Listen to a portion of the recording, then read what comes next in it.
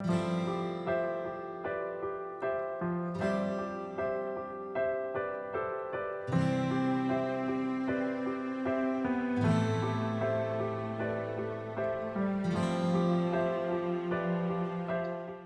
Chopra talks about quantum consciousness.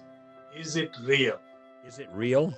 To be honest, I did a 1-hour TV debate with Deepak Chopra. All right. So, and it's national, and people can find it on YouTube. But I will say something about Dr. Chopra that I don't at all mean to be mean-spirited. Okay? But my reaction to Dr. Chopra is I can hardly ever understand a single thing he says. Right now, you're chuckling because you know exactly what I mean. And we're not, again, neither of us are trying to be disrespectful to Dr. Chopra. But what he does is he strings together all of these fancy words that sound so spiritual, and they don't make any sense. What is quantum consciousness? The quantum field is a physical field. Consciousness is not physical. So he talks about a physical, non-physical thing. That's like a square circle. This is a contradiction. It makes no sense. But I think people listening to him think, oh man, wow. He must really be smart. He must really be onto something, because I have the foggiest idea what he's talking about, but it sure sounds good. And so they follow him, all in a daze. And by the way, even if he could say, well, here's what it means and make sense of it, just because he can say this is what it means doesn't mean it exists. It doesn't mean that it's a reason to take seriously as a view of the world. In my debate with him, it was interesting because he said, on one hand, he admired Jesus, okay? And he said he keeps a copy of the Sermon on the Mount in his pocket wherever he goes, because he admired what Jesus said in the Sermon on the Mount. I wonder if he's actually ever read the Sermon on the Mount, because there's a lot of bad news in the Sermon on the Mount, you know. It starts out real nice, blessed, blessed, blessed, blessed. But pretty soon it gets, unless you keep the law perfectly, you're going to hell. I mean, that's the summary of the next section. And he says, you are to be perfect as my heavenly Father is perfect.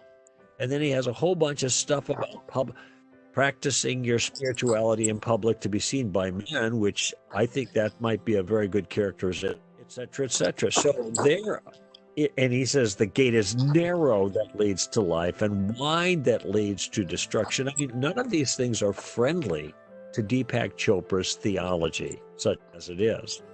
So, but here's the irony, Paul. When he and I didn't catch this at the time. I only thought of it afterwards. You know, sometimes that goes, you think, oh, I should have said that. But then he started challenging a little bit later the Bible. And he said, well, the Bibles we have are the 13th iteration of the original.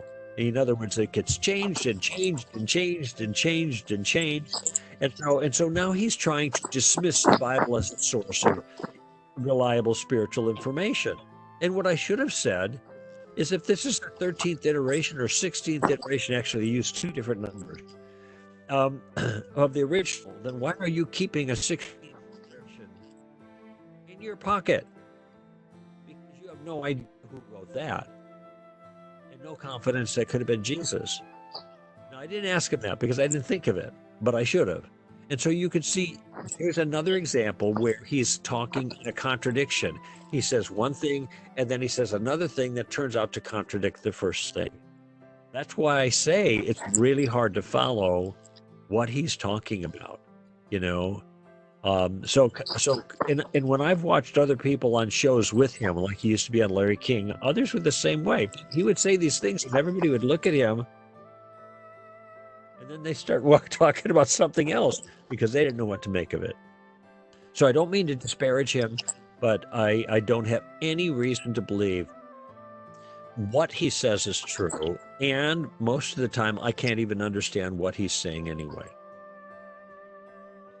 It has no relation to Christianity. and Jesus?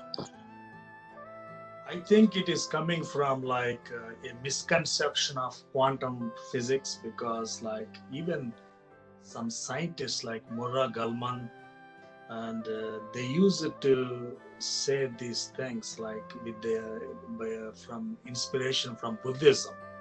Yeah. They use it to say like you can create your own quantum reality. Yeah. Right. Right. Now even secular physicists are refuting those claims that Yeah. you can change quantum reality subjectively. Yeah. And we cannot change quantum reality by our own senses. Yeah.